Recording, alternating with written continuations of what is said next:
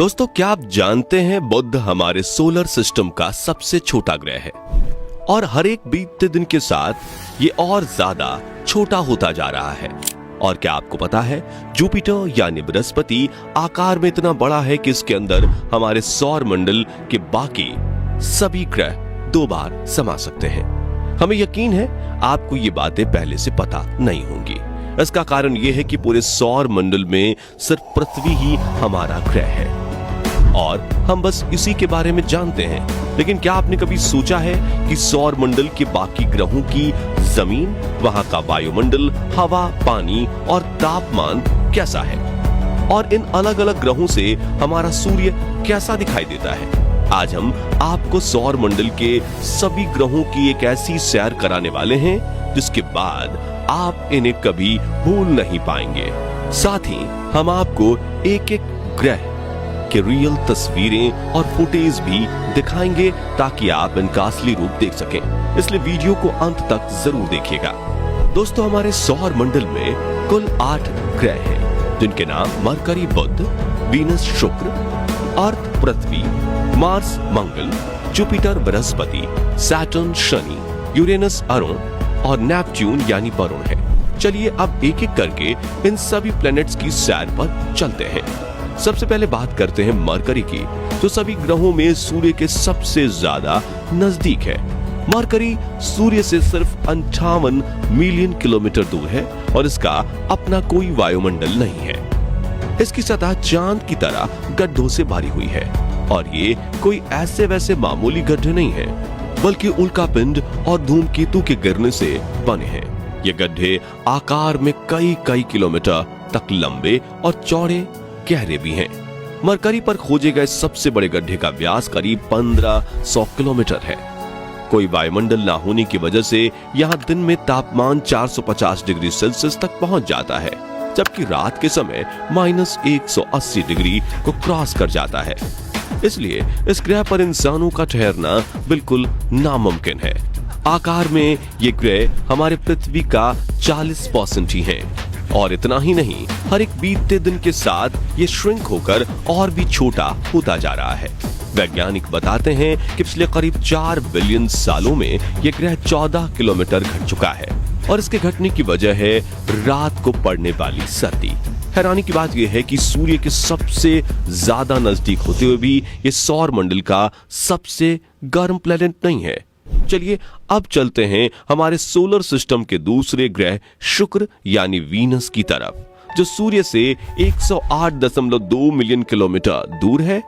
Venus हमारे सौर मंडल के उन 2 अनोखे ग्रहों में से एक है जो अपने अक्ष पर उल्टा यानी पूरब से पश्चिम की ओर घूमते हैं। ये हमारे सौर मंडल का सबसे गर्म ग्रह है और इसका वायुमंडल सल्फ्यूरिक एसिड के बादलों से बनी कई किलोमीटर मोटी परतों से ढका रहता है। इसके वायुमंडल में मुख्य रूप से कार्बन डाइऑक्साइड मौजूद है, जिसकी वजह से ग्रीन हाउस गैस इफेक्ट बनता है और सूर्य की गर्मी वायुमंडल में कैद होकर रह जाती है। यही वजह है कि इस ग्रह का तापमान 464 डिग्री सेल्सियस को टच कर जाता है। वीनस ग्रह पर कई सारे सक्रिय ज्वालामुखी मौजूद हैं और इसकी सतह भी बड़ी चट्टानों और ज्वालामुखी से निकले लावा से मिलकर बनी है। यहाँ का वायुमंडल ये दबाव पृथ्वी की तुलना में 90% ज्यादा है। इसका मतलब ये है कि यहाँ पर चलना हमें ऐसा महसूस होगा जैसे हम समुद्र के कई किलोमीटर नीचे चल रहे हों। यही वजह है कि इस ग्रह पर भेजा गया कोई भी मिशन या स्पेसक्राफ्ट ज्यादा समय तक सरवाइव नहीं कर पाता। साथियों, वीनस के बाद बारी आती है हमारी पृथ्वी की, जो सौर मंडल का अकेला ऐसा ग्रह है जिस पर जीवन संभव है। क्योंकि हम अपने पृथ्वी के बारे में सब कुछ पहले से ही जानते हैं, इसलिए चलिए इसकी बात हम नहीं करते। तो पृथ्वी के बाद बारी आती है मंगल यानी मार्स की। इस प्लेनेट की सतह और मिट्टी लाल रंग की है और स्पेस से देखने पर यह लाल रंग की गेंद के जैसा नजर आता है, इसलिए इसे रेड प्लेनेट भी कहते हैं। पृथ्वी के बाद मंगल ही एक ऐसा ग्रह है जिस पर हम इंसानों को जीवन के पनपने की सबसे ज्यादा उम्मीद है। यहाँ की जमीन में आयरन की मात्रा बहुत अधिक है और यही इसकी धूल और मिट्टी में भी पाया जाता है। यहाँ का वायुमंडल पतला और ठंडा है, जिसके चलते इसकी सतह पर पानी ज्यादा देर तक लिक्विड फॉर्म में नहीं रह पाता। मंगल पर धूल भरी आंधी और तूफान आना आम बात है। सूर्य से करीब 228 मिलियन किलोमीटर दूर होने की वजह से यहाँ का औसत तापमान -55 डिग्री सेल्सियस रहता है, जबकि इसका मैक्सिमम टेम्परेचर सिर्फ 30 डिग्री सेल्सियस तक ही पहुंच पाता है। यहाँ की सतह हमारी पृथ्वी के चट्टानी और रेगिस्तानी इलाकों से काफी मिलती जुलती है। वैज्ञानिकों का अनुमान है कि शायद एक समय मंगल ग्रह पर जीवन रहा होगा। दोस्तों, मंगल के बाद अब नंबर आता है बृहस्पति यानी जुपिटर ग्रह का, जो कि हमारे सोलर सिस्टम का सबसे बड़ा ग्रह है। इसके आकार का अंदाजा आप इसी बात से लगा सकते हैं कि इसके अंदर 1300 पृथ्वी समा सकती है। जुपिटर एक गैस जायंट है, जिसका मतलब है कि यह कोई ठोस सतह वाला ग्रह नहीं है, और यह ग्रह सिर्फ गैस है और उसमें मौजूद तरल से मिलकर बना हुआ है। जुपिटर का वायुमंडल मुख्य रूप से हाइड्रोजन और हीलियम गैस से बना है, लेकिन इसमें कुछ मात्रा में अमोनिया और मीथेन भी शामिल हैं। करीब से जुपिटर बेहद खूबसूरत और रंगीन दिखने वाला बादलों जैसा नजर आता है, लेकिन आप इनकी सुंदरता पर मत जाइएगा, क्योंकि इन बादलों में आप एक सेकंड भी जिंदा नहीं रह पाएंगे। खैर, चलिए आगे बढ़ते हैं अगले ग्रह की ओर, जिसे हम सैटर्न और शनि के नाम से जानते हैं। शनि ग्रह का ख्याल मन में आते ही सबसे पहले हमारा ध्यान इसकी बड़ी बड़ी रिंग्स पर जाता है। आपको बता दें कि ये छल्ले बर्फ के छोटे छोटे कणों और चट्टान के टुकड़ों से मिलकर बने हैं। जुपिटर की तरह ही शनि भी एक गैस जायंट है, यानी इसकी भी कोई ठोस सतह नहीं है, और इसका वायुमंडल 75% हाइड्रोजन, 25% हीलियम और मीथेन व पानी की बर्फ जैसे अन्य पदार्थों के अंश से मिलकर बना है। जुपिटर के बाद शनि हमारे सौर मंडल का दूसरा सबसे बड़ा ग्रह है। पृथ्वी से अगर इसकी तुलना की जाए तो इसका व्यास 10 गुना ज्यादा है। शनि के बहुत सारे चंद्रमा हैं। अब तक इसके 80 से ज्यादा चंद्रमा खोजे जा चुके हैं, और वैज्ञानिकों की खोज अभी भी जारी है।